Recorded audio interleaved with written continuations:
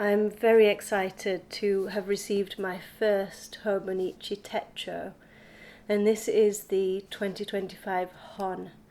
So I had a look at the original, and then this HON is exactly the same as the original, except that it's a hardcover.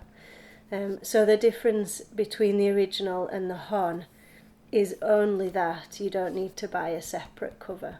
Of course, you can use the original without a cover, but this beautiful cover was just too tempting for me.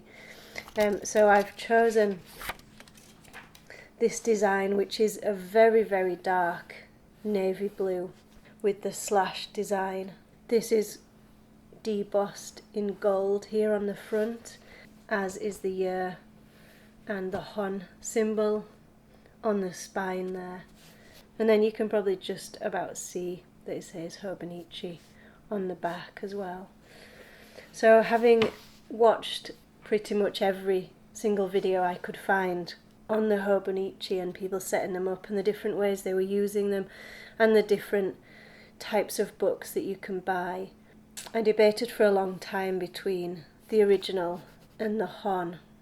But I do really like this. This is more what I'm used to. I do really like a hard cover. To say it's a hard cover, there's still quite a bit of flexibility in there. So it's not a really rigid cover. Still very, very nice to hold. Very portable. And this is the A6 version, which is exactly the same inside as the Techo original. The HON does come in an A5 size, which is exactly the same inside as the Hobonichi cousin. Briefly, what the cousin has that this doesn't have is the weekly pages. So you can see from the front it describes itself as a life book.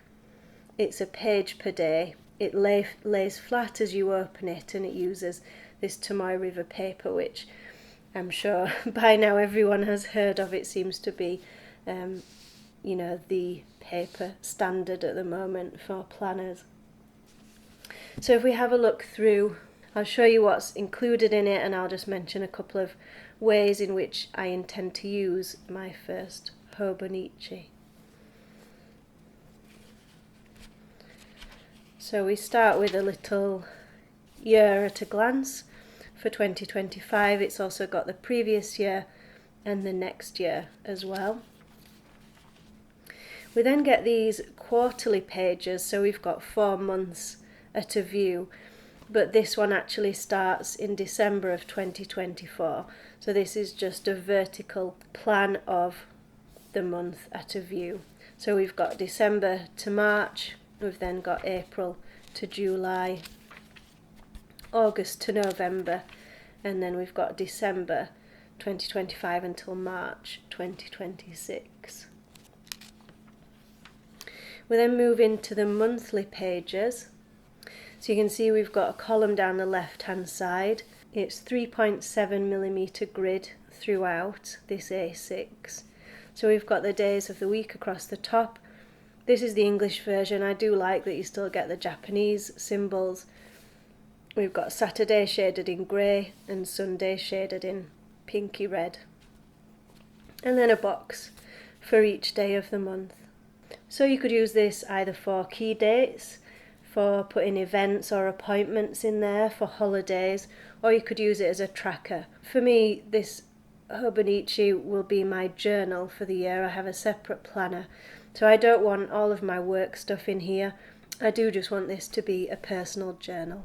So I might put birthdays and holidays in here, or I might use it actually for a health and fitness tracker. But as you can see, it's very, very versatile. So that runs from December of 2024 all the way through 2025, and it actually runs all the way to March of 2026 with the monthly pages there.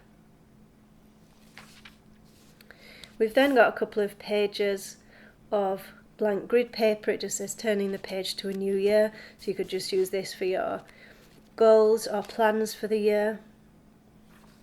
And then we move into the daily pages. So each month starts as here with January the 1st, with just a plain page.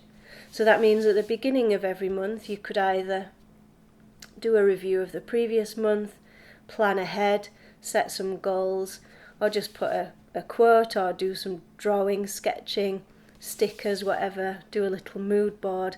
You could use that for many different ways to set yourself up for the month ahead.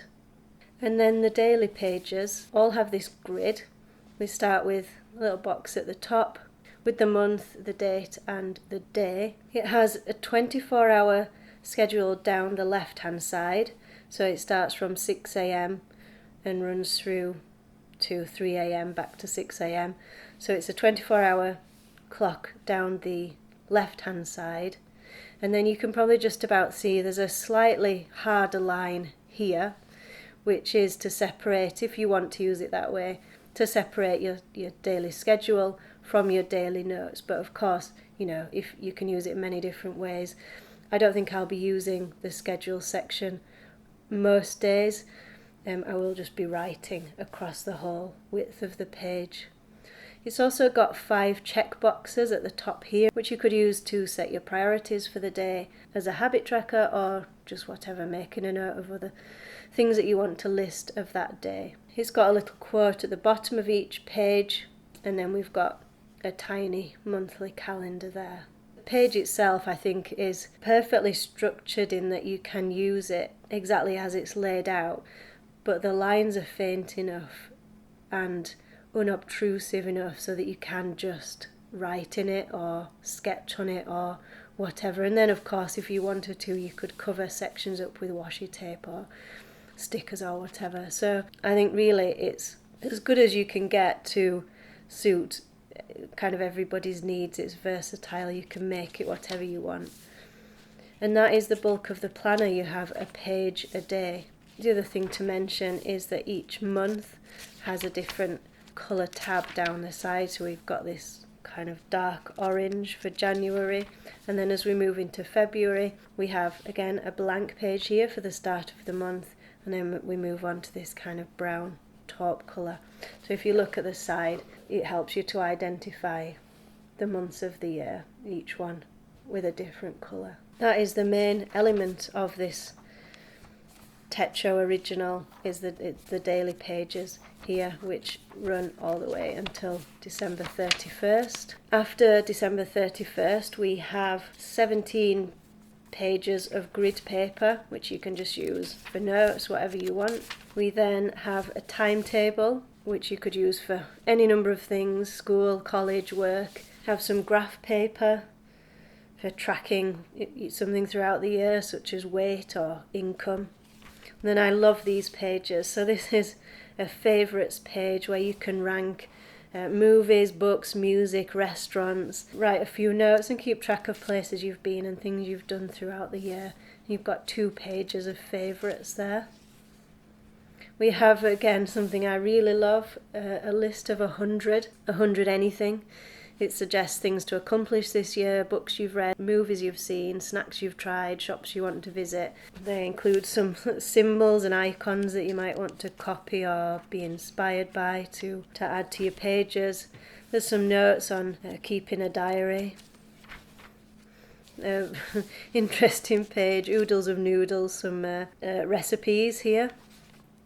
And then words to remember. This is another page that I really like. Words to remember that maybe you've found in a book.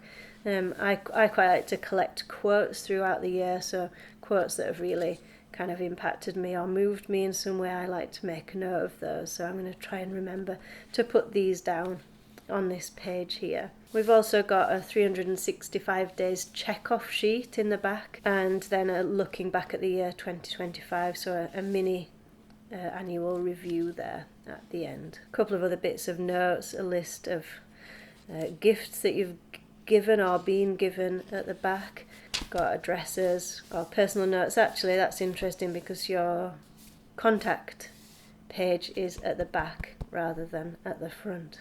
And then finally, another difference with this HON is that it comes with a pencil board, which is this here. So this Tomoe River paper is very thin, You can write on it just as it is. It's not that you have to use a pencil board, but I know a lot of people like to do so. So you can pop the pencil board behind the page that you're writing on, and it gives you a flatter surface, a bit more stable to write on.